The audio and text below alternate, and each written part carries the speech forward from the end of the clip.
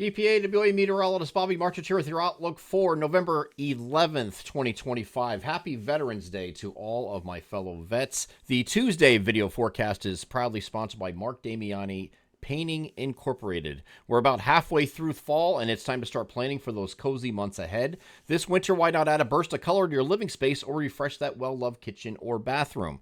At Mark Damiani Painting Incorporated, they specialize in transforming interiors with their residential and commercial painting services. With over 40 years of experience, their family-owned business is dedicated to delivering exceptional quality and customer service that you can trust. Whether you're looking for a bold new look or a subtle update, their expert team will guide you through every step, including wallpaper removal and custom color consultations tailored just for you.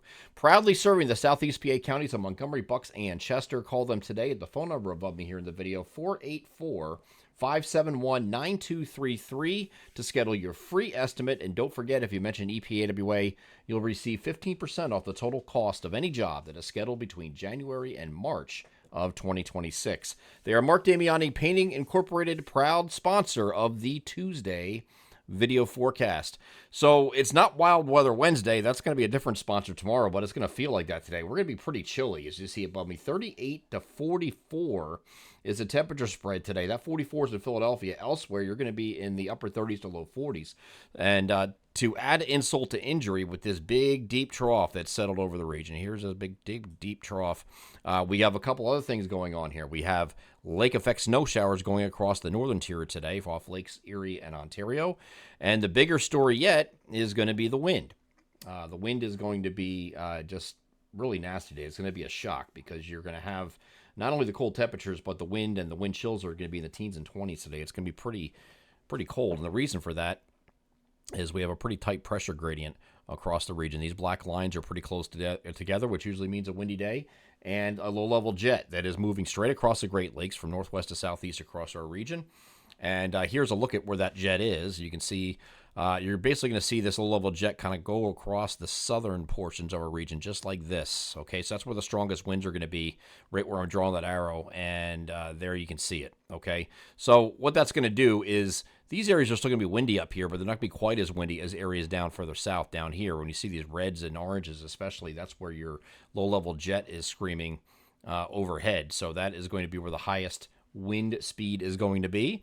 And so we have that coming in. This is starting off at 6 o'clock this morning, and they just increase from here. I think the worst time frame, I guess, for the wind, so to speak, is between 10 a.m. and 4 p.m. today.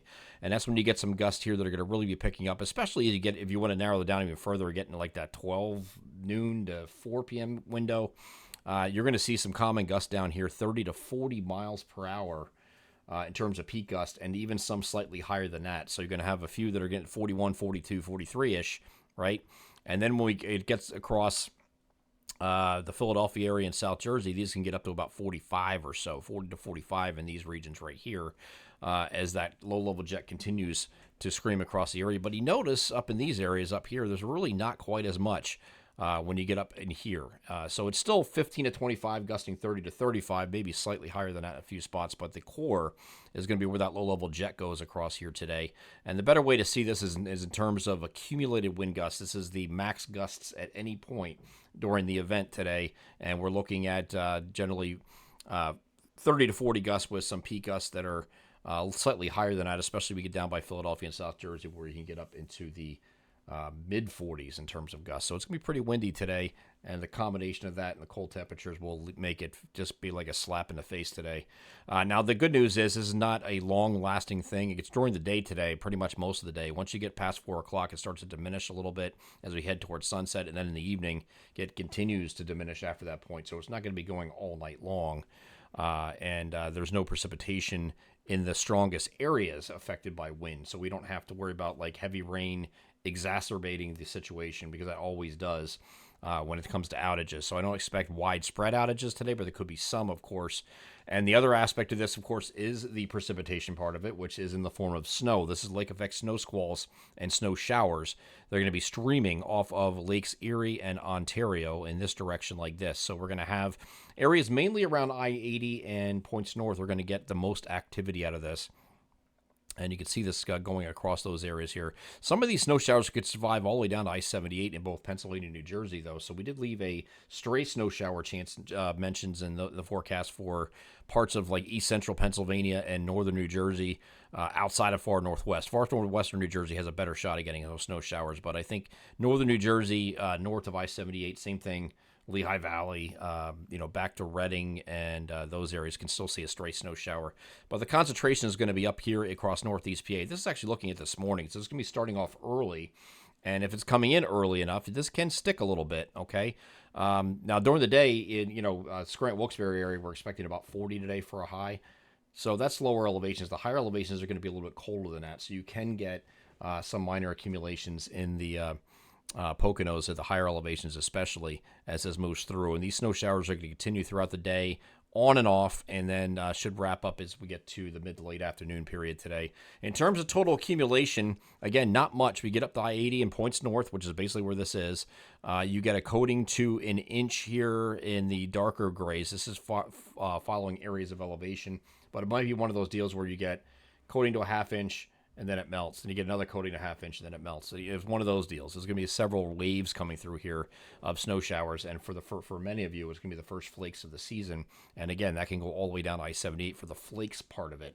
Whether it's snow falling and snow sticking are two different things. So that's why it's highlighting just the higher elevations here, where it's a little bit colder, and those temperatures can sustain the snow on the ground a little bit. Once in between showers, snow showers is not completely melting, so you get maybe one on top of another to get you to that inch or whatever. So coating to an inch up in the higher elevations.